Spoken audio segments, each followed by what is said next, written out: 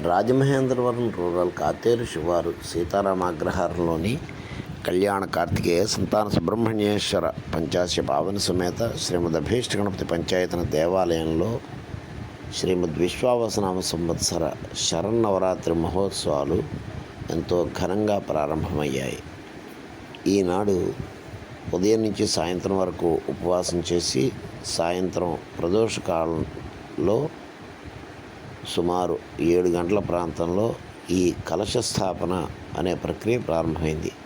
కలశంతో పాటుగా అమ్మవారి ఇత్తడి ప్రతిమ ఒక దానిని కూడా ఒక పళ్ళెంలో తీసుకోవడం జరిగింది. అందులో కూడా అమ్మవారిని ప్రాణప్రతిష్ఠ చేయడం జరిగింది.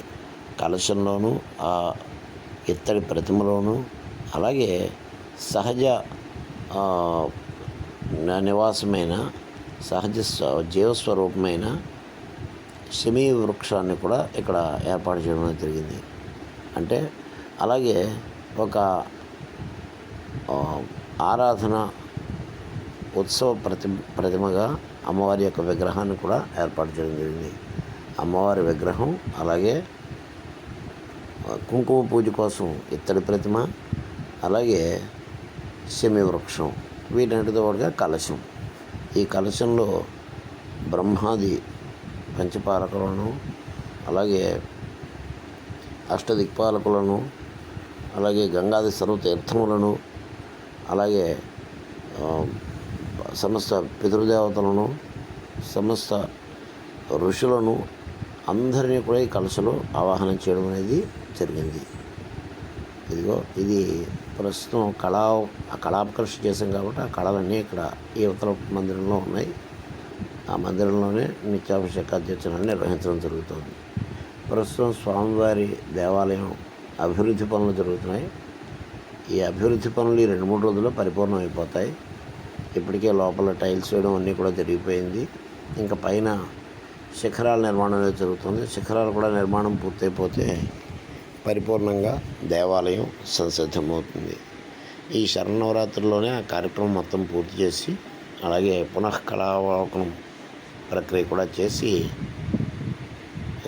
మూల పూజకి లోపుగానే దేవాలయాన్ని సర్వసన్నద్ధంగా పునరారంభం చేయాలని ఆలోచించడం. ఇదే గర్భాలయంలో ఉపాలయం అన్నమాట. ప్రస్తుతానికి స్వామివారి కళలన్నింటినీ కూడా అక్కడే ఉంచాం. అయితే శరన్నవరాత్రి మహోత్సవాల యొక్క ప్రారంభ దినం చాలా భక్తి శ్రద్ధలతో ఆనందోత్సాహాలతో బ్రహ్మశ్రీ కొంపల్ల వెంకట సత్యసుబ్బరాయ శాస్త్రి గారి ఆధ్వర్యంలో నిర్వహించడం జరిగింది. ఇదే ఇతర ప్రతిమ. దీంట్లో ప్రతిరోజు కుంకుమ పూజలు నిర్వహించబడతాయి. ఉదయము సాయంత్రము భక్తులందరూ కూడా ఈ అమ్మవారికి కుంకుమ పూజలు చేసుకోవడానికి ఈ ప్రతిమను ఏర్పాటు చేయడం అనేది జరిగింది. అలాగే ఈ పక్కన కుడివైపు కనిపిస్తున్నది శమీ వృక్షం. నవరాత్రుల పూజ అయిన తర్వాత ఈ శమీ వృక్షాన్ని ఈ దేవాలయంలో స్థాపించడం జరుగుతుంది. రోజు ఎదుర్కొన్న ఉన్నది కలశం. ఇది అమ్మవారి యొక్క ఉత్సవమూర్తి. అయితే ఇప్పటికే అమ్మవారి యొక్క సిమెంట్ విగ్రహం 4 అడుగుల ఎత్తు సిమెంట్ విగ్రహాన్ని ఆర్డర్ ఇవ్వడం జరిగింది. అది రేపు బుధవారం నాటికి వస్తుంది. బుధవారం నాడు ఆ సిమెంట్ విగ్రహాన్ని బయట ఆలయం యొక్క ప్రాంగణంలో ఏర్పాటు చేయడం జరుగుతుంది. తద్వారా ఈ దేవాలయంలో శ్రీ మహాగణాధిపతితో పాటుగా పంచాయతన మూర్తులతో పాటుగా సుబ్రహ్మణ్యేశ్వర స్వామితో సహితంగా నిత్యాభిషేకాధ్యక్షులు జరుగుతుండగా బయట వైపు ఇప్పటికే సీతారామలక్ష్మణ సమేతంగా హనుమత్ సీతారామలక్ష్మణ మూర్తుల యొక్క ప్రతిమలు ఉన్నాయి. అలాగే శ్రీ వెంకటేశ్వర స్వామి వారు అలివేలమంగ పద్మావతి సమేతమైన శ్రీ వెంకటేశ్వర స్వామి వారి ప్రతిమ ఉంది. అలాగే ఇప్పుడు కొత్తగా శ్రీ మహాకాళి మహాలక్ష్మి మహాసరస్వతి స్వరూపిణి శ్రీ జగదంబ దుర్గా కామేశ్వరి పరాదేవత ప్రతిమ కూడా ఏర్పాటు చేయడం జరుగుతుంది. ఇది ఇంచుమించు ఈ విధంగా ఉంటుంది ఆ ప్రతిమ కూడా. అలా మొత్తానికి ఈ దేవాలయంలో జీవరూపాలుగా కళ్యాణ కార్తికేయ సంతాన సుబ్రహ్మణ్యేశ్వర సహిత శ్రీమద్ అభీష్ట గణపతి పంచాయతనమూర్తులు. ఈ పంచాయతనమూర్తులు కూడా శ్రీ మహాగణాధిపతి శ్రీమన్నారాయణుడు శ్రీ పరమశివుడు, శ్రీ ఆదిత్యుడు, అలాగే మహాకాళి, మహాలక్ష్మి, మహాసరస్వతి స్వరూపిణి శ్రీ జగదంబ, దుర్గా, కామేశ్వరి పరాదేవత.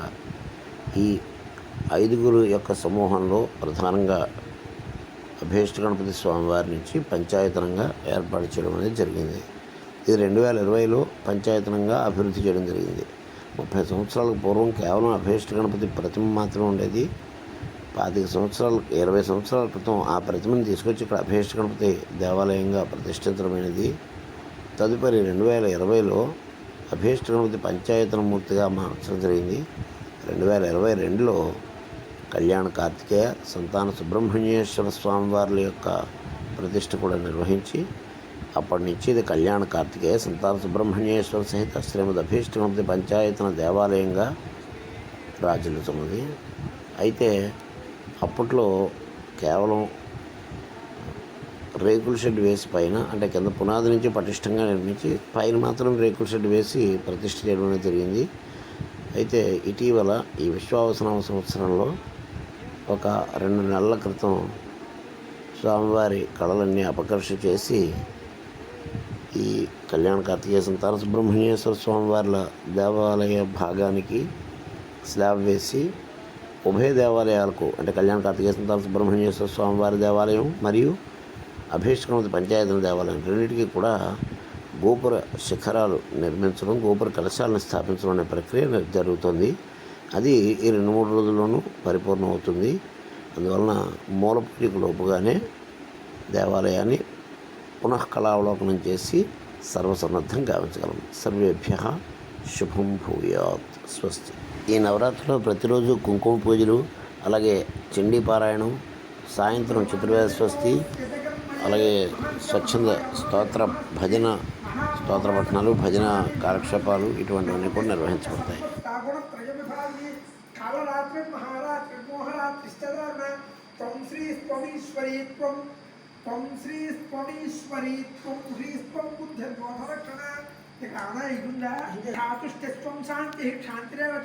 ఖడ్గిని, శూలిని, ఘోరాగిని, చక్రిని తథా శంఖిని, తాపడీపానభుజుండి పరిఘాయుధ సౌమ్య సౌమ్యతరాశేష సౌమ్యేప్యస్వతి సుందరి